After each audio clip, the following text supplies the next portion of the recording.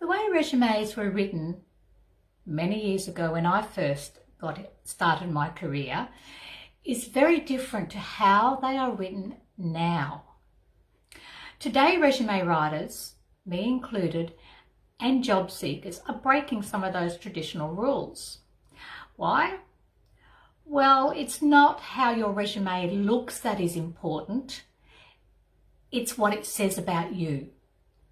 Hi, I'm Catherine Burke from Resumes for Results, and today I'm going to share with you 5 resume rules that you can break. Okay, let's go. The first rule is you must include your address. No. Feedback from some of my clients is that their address has eliminated them from being shortlisted. So as a resume writer, I suggest to you that you leave your home address off. Other reasons are it's not necessary and it could be a privacy issue. So leave it off. Rule number 2, you don't need a headline or a branding line. Wrong. A headline/branding line positions you in the right spot for being the best candidate. So it appears at the top of your resume, underneath your contact name and email, phone, remember no address, and it briefly describes what you do and some of your areas of expertise. So key points about a headline are it should be written about the job you want, not the job you have. That's important. Okay, but you still need to have the experience and skills to back it up. It needs to clarify your job target, outline your personal value, and compel the employer to read more. That's what we want. So I recommend you keep it to 1 or 2 lines, and here's an example for you. Top line, financial accountant professional. Second line, meticulous, analytical, and 100% committed. So it says in a very short package what you have to offer. Rule number 3, you shouldn't brag on your resume. What? If you don't brag on your resume, you won't differentiate yourself from everybody else. So brag, okay? Turn that grocery list of duties into accomplishments, achievements, okay?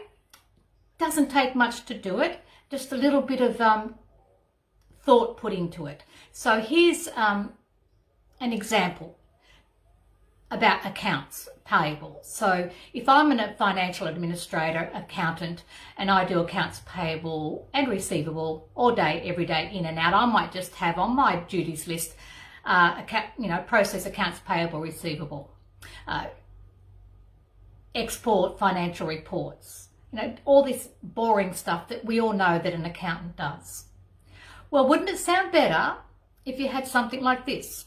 Streamlined accounts payable functions, established common vendor files, eliminated duplication, and reduced monthly processing time by 20%. Shout it out. It's not wrong to brag about yourself. Rule number 4, first person tense. Now this one, I have had clients go, no, don't do that. But let me explain first. So first tense is when we speak like, I did something, okay? This is my resume. That was my job that I had. That's first person. Now, you may have written your resume like that, but that's not the way today's recruiters and employers expect to see your resume written. They want all those personal pronouns taken out. And we call that resume speak. And initially it can be a little bit uncomfortable to someone who's not used to it. So when you come to think of it, if your name is already at the top of your resume, don't they know that the resume is about you? So therefore you can actually leave out those personal pronouns. Now this is a really important, decision makers, executive recruiters especially, the higher up you go, HR executives usually expect and appreciate resumes written in this style. Okay. So make sure you do it or get help to do it. Now, the last rule, rule number 5, page length. Now, I've had clients come to me with a 1-page resume with 20 years experience. It's really hard to do that. So have you been told that your resume should only be 1 page? Have you Googled it? And everybody out there is saying 1 page, but then everybody else is saying 2 pages, 3 pages. It's all very confusing. Okay, so my take on it is one size does not fit all. Your resume should be as long as it needs to be. So according to recent studies, recruiters are 2.3% or more likely to prefer a 2-page resume over a 1-page resume, especially if you've been in the workforce for 5 years or longer.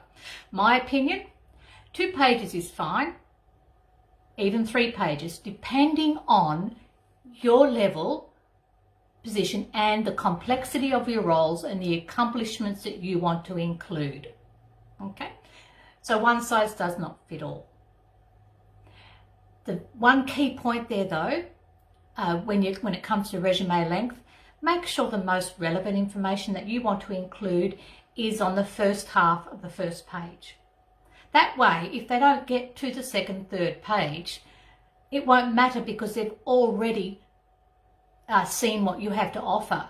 But believe me, if you put the best things there, the things that will catch them on that first page, they will read the rest of it. There are my 5 resume rules that you can break. Thank you for staying with me right to the end. And if you have any questions or any comments, please let me know. I really look forward to seeing you next week, same time for our next live video. Bye.